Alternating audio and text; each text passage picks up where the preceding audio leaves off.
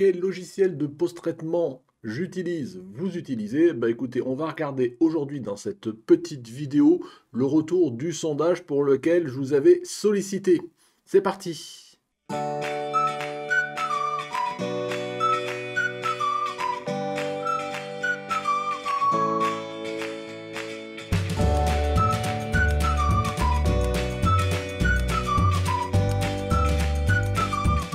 Bonjour, bienvenue sur Jeff Photographie. Donc, comme je vous disais en introduction, aujourd'hui, voilà, une petite vidéo sans prétention, comme d'habitude, pour faire le point et globalement le retour, le débrief du sondage que je vous avais lancé il y a, je sais plus, un mois et demi. Voilà, l'idée c'était de faire un petit peu l'inventaire des types de logiciels, les différents logiciels de post-traitement que chacun utilise, sachant qu'il commence à en exister pas mal. Mais l'idée c'était aussi de voir éventuellement quel type de licence vous utilisez, éventuellement le prix, enfin voilà, je vous avais posé un certain nombre de questions et d'ailleurs je vais vous le remontrer vite fait, voilà, 2 secondes pour vous remontrer un peu le corps de ce sondage. Voilà, vous voyez, c'était un sondage en ligne, un sondage, je le rappelle, qui était anonyme. Donc, quelques questions, quel logiciel utiliser, quelle était sa version, quel était le type de licence, approximativement le coût, quel logiciel éventuellement complémentaire, parce que c'est vrai que c'est rare qu'on utilise tous qu'un seul logiciel, éventuellement si vous aviez des commentaires, ce genre de choses. Donc, je vous rappelle, un logiciel, un sondage qui était anonyme et pour lequel j'ai eu 314 réponses. Alors 314 réponses, je vous rappelais, si vous avez vu la vidéo dans laquelle je lançais justement le sondage, j'espérais en avoir au moins 500. Je trouvais que c'était un seuil limite pour que ça commence à être caractéristique. Bon, 300, je pense qu'on a déjà des tendances voilà, qui se détachent. Après, voilà, je vais en faire une petite analyse dans cette vidéo. Ça vaudra ce que ça vaut, mais ça me donnera peut-être des idées à certains de ce qu'ils cherchent un logiciel de post-traitement, lequel utiliser. On ne va pas rentrer dans le détail des fonctionnalités, rien. Là, c'est juste voilà, un résultat un peu qui se veut un peu objectif de ces réponses. Et on va voir qu'il y a quand même des tendances qui se répondent, notamment qui se détachent, et notamment une qui m'a fortement étonné, mais on y reviendra.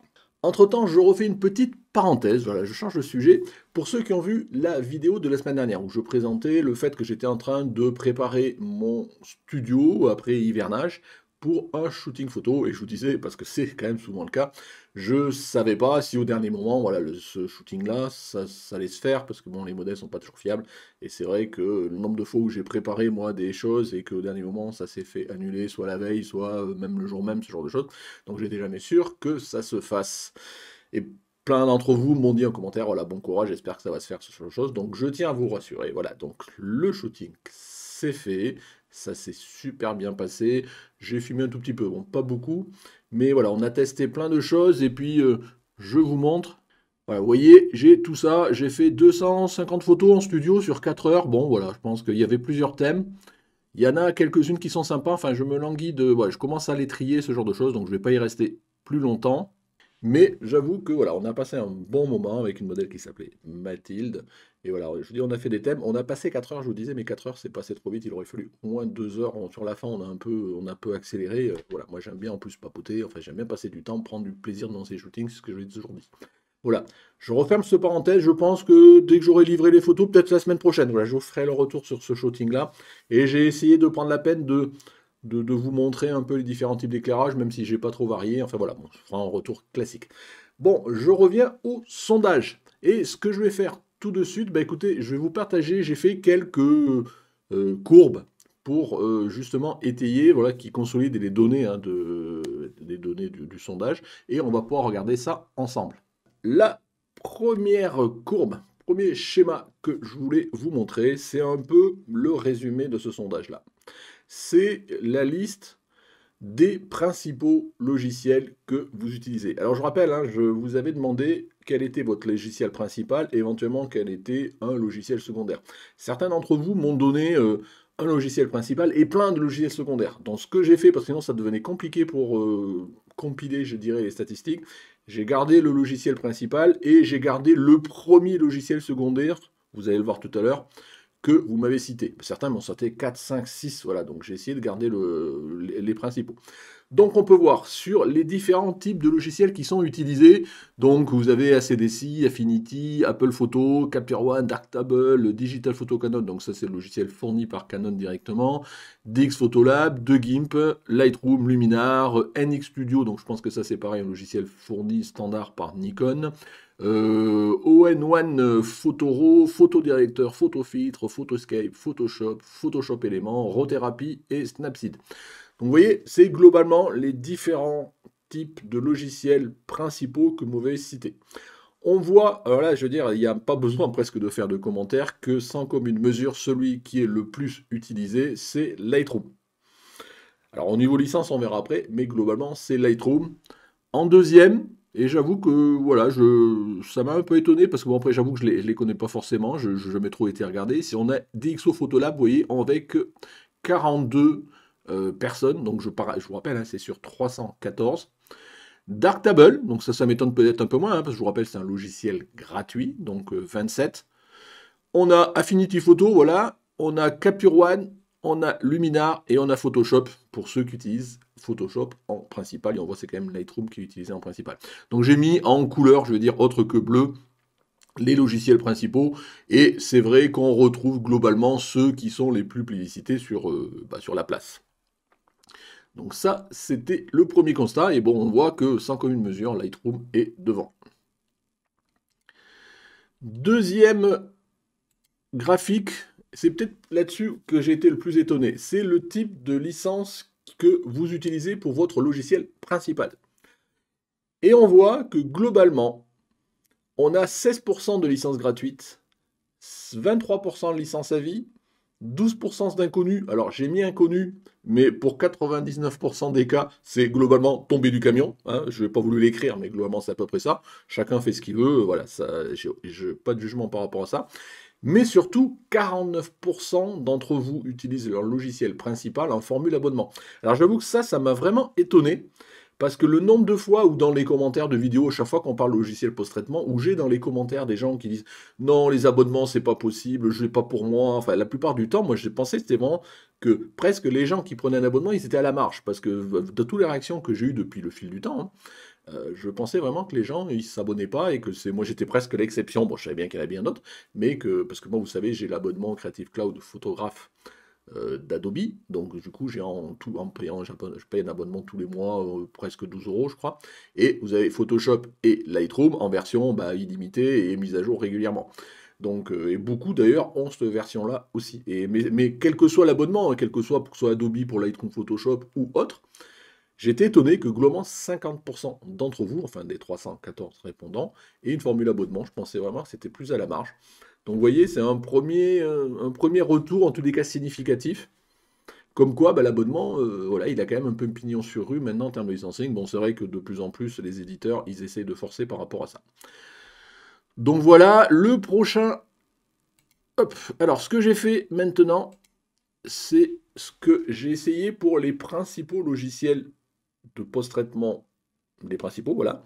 Les quelques-uns que je vous avais cités, là, que j'avais mis en couleur. J'ai essayé de regarder quels étaient les deuxièmes logiciels qui étaient utilisés avec conjointement. Donc là, on voit que pour Lightroom, le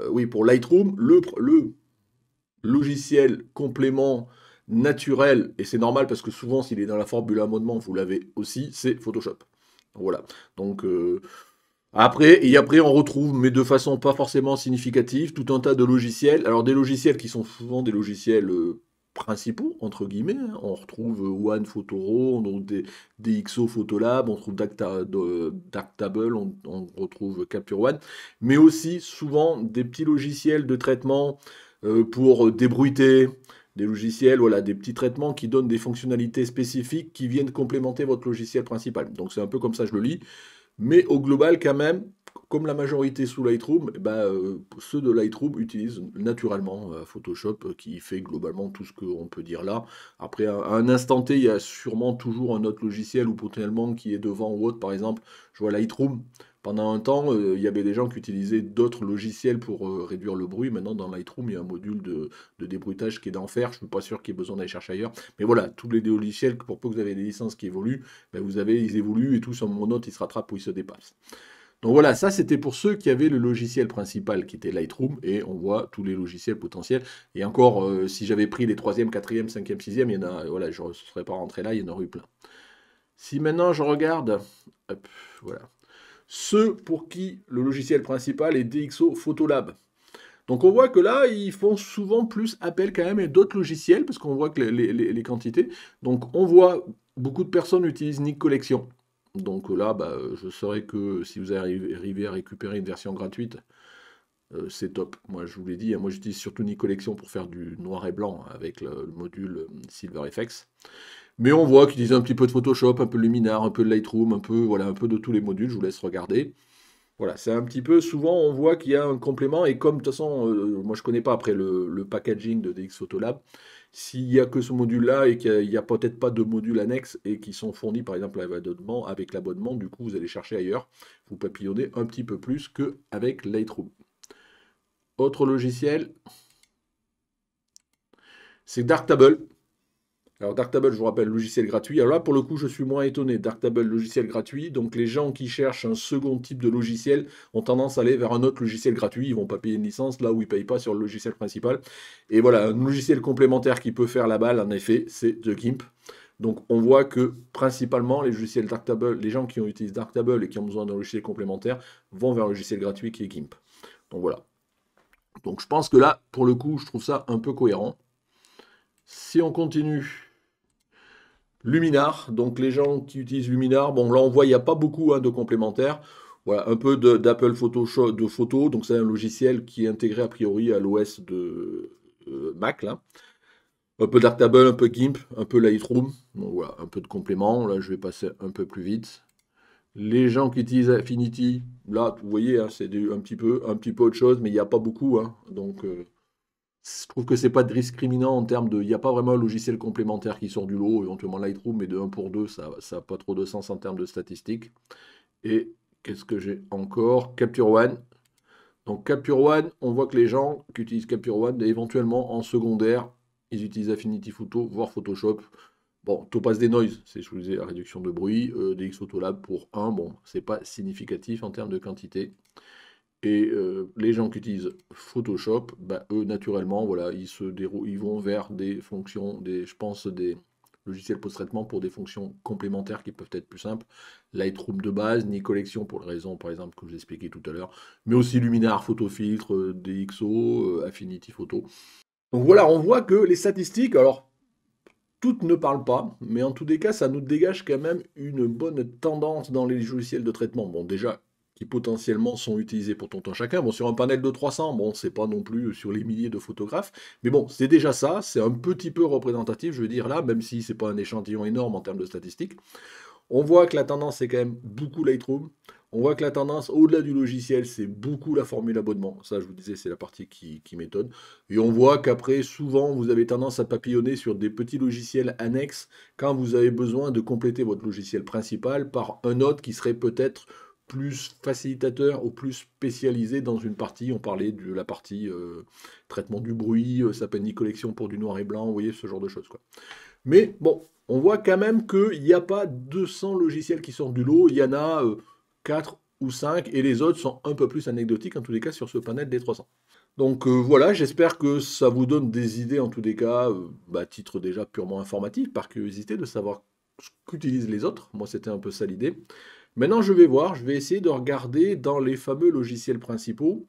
Je vais essayer de voir dans le temps. Alors, dans l'année, c'est déjà toujours compliqué de tester un logiciel de post-traitement quand vous partez de zéro. Je suis passé beaucoup de temps. Je sais que j'avais fait, par exemple, j'ai testé Luminar Neo. Et je sais que ça m'a pris un temps fou pour essayer de me mettre dedans et de dire si je l'utilisais pour faire ce que je fais, la même chose que Lightroom, comment ça serait. Donc, je vous avais fait un retour. Éventuellement, je vous mettrai par là la vidéo que j'avais fait. Mais ça demande beaucoup d'investissement d'aller tester un nouveau logiciel. Mais j'essaierai, pourquoi pas, le DxO Photolab ou Capture One si j'arrive à avoir ne serait-ce que des versions d'essai. Voilà, j'essaierai pour essayer de vous donner un peu plus de vues. Une fois, j'avais essayé Darktable, mais j'avais pas réussi à accrocher. Mais bon, c'est toujours pareil, il faut se donner, voilà, il faut se motiver pour essayer d'aller plus loin que des premiers écueils qui font que vous dites, vous êtes à vos habitudes, vous dites, moi j'avais mon autre logiciel, je préfère, quoi.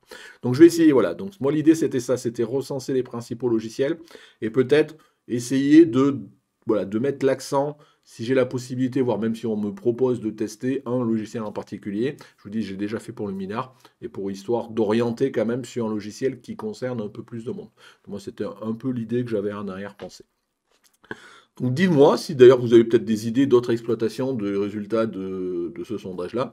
Voilà, à la limite, moi je fais ça pour vous aussi, voilà, pour qu'on partage entre nous un petit peu ce qui existe. Je vous disais pour donner l'idée à des débutants, des fois qui cherchent quel logiciel, gratuit, pas gratuit, et licence. Dans les données que j'avais recueillies au niveau du sondage, il y a des données que je n'ai pas exploitées, par exemple, le coût des licences, parce que c'était trop disparate. J'avais des licences au mois, j'avais des licences à l'année, j'avais des licences à la version dernière version à vie, j'avais des licences qui dataient d'il y a longtemps en fonction de la version. Enfin bon, c'est compliqué d'agréger quelque chose pour vous en faire un commentaire classique, voilà. Voilà, bah écoutez, je pense que je vais pas durer plus longtemps pour cette restitution. Si vous avez des commentaires à faire, ben, n'hésitez pas à le faire, voilà, sur ce sujet-là ou bien d'autres, hein, bien évidemment. Voilà, c'est fait pour ça. Voilà, c'est cette vidéo toute simple. Voilà, résultat sans prétention, retour de ce sondage-là. Et je tiens d'ailleurs à remercier tous ceux qui ont fait l'effort de participer. Voilà, donc si ça vous a plu, toujours pareil, un petit pouce bleu. Si vous n'êtes pas abonné, vous voulez suivre tout ce qui se passe sur ma chaîne. Abonnez-vous. Voilà, je vous encourage à vous abonner. Écoutez, merci de m'avoir suivi. Et puis, à la semaine prochaine. Au revoir.